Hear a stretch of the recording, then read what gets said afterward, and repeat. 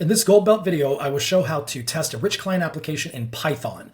In this particular Python application, we are using PYQT.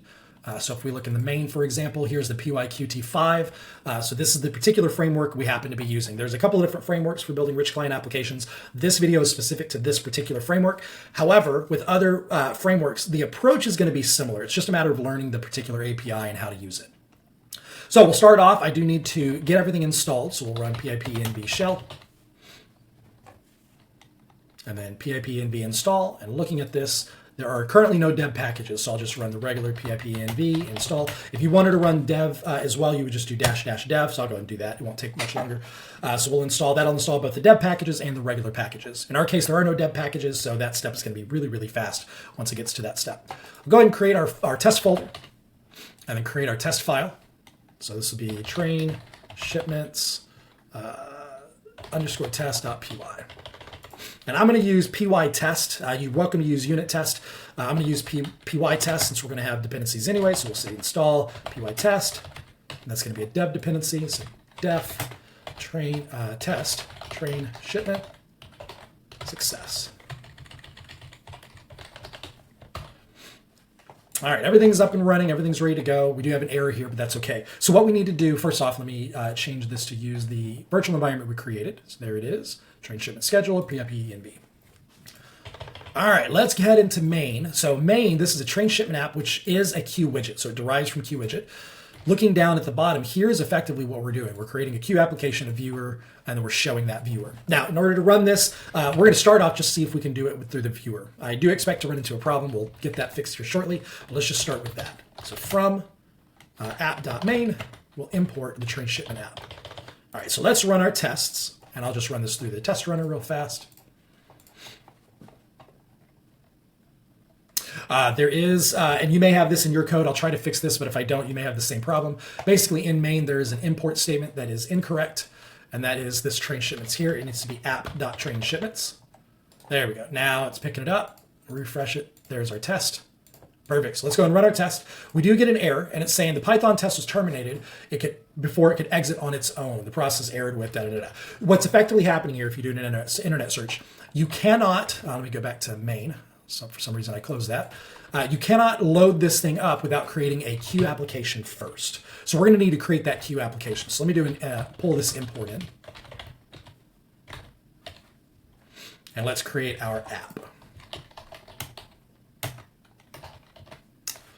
So this will be queue application dot, I think there's an instance method for queue application, and we'll say sys.argv, and we'll need to pull in argv. So just in case it's pulling from the command line, it'll load that up or just create an instance. So this will load up the app for us so that we can actually run it. So now let's run our test again. And again, this is just needed as a part of the Qt widget. All right, so this is taking a few seconds because it's actually going to the database. So it's actually trying to connect. So it did show it. You probably couldn't see it, or maybe you could. It was really, really fast. Flashed up on the screen and closed it down really, really quickly. So we have the framework set up to be able to load it up. Let's do a check over the table rows that come back. So I could create a method. The thing about Python is there is nothing private. So I can just go straight to, look at this, I can go straight to my table. And I can query it on the table itself. So from here, let's just do that. So we'll say assert viewer. So there's my viewer underscore table row count. Yeah, I like that. Let's say it's greater than 0. Let's do greater than 0 first. Let's see what happens. Again, give it a few seconds. All right, so there was at least one row. Let's say now that it equals 3. We're going to assume there's 3 rows in the database. And so from here, you need to set up the table. I'm not going to do that in this video. That's a separate video. But let's just run this now. I would expect this to fail because there shouldn't be 3 rows. And indeed it does. So it's saying there's only 1 row and it expected 3. So it is actually loading up the UI. It's waiting for everything to run through and it's doing an assertion. So once again, I also want to be able to click one of these links, right? So I want to be able to say this refresh label. Let me see if I can click that. So that would be for an additional test. Let's say the ad where I want to add a new functionality and I want to click a link or click a button. So here I could just go to viewer dot, and then let's do the refresh label dot mouse press event. I think we could just call this directly. Let's see. And let's change this back to 1.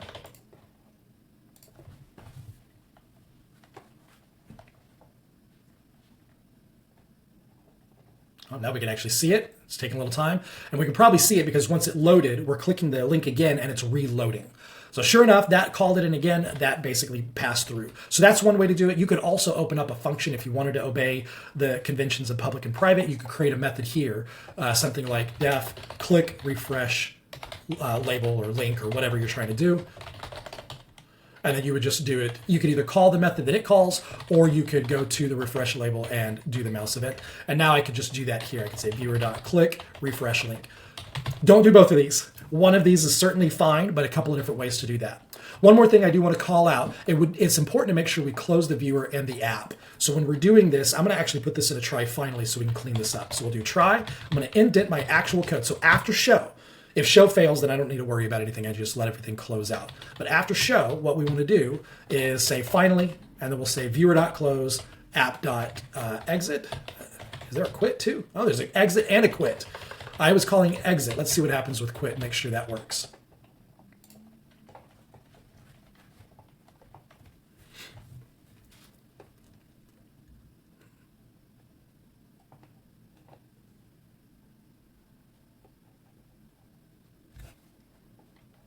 There we go. And now it has closed everything out just in case there's any errors.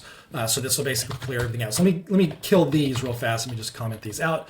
And let's change this to 3 so it errors out. And we'll notice that this still is going to clean up because it's in a finally block, which is exactly what we want. So it should take just a couple seconds. There we go. And we get our failure because the table row count was 1 instead of 3.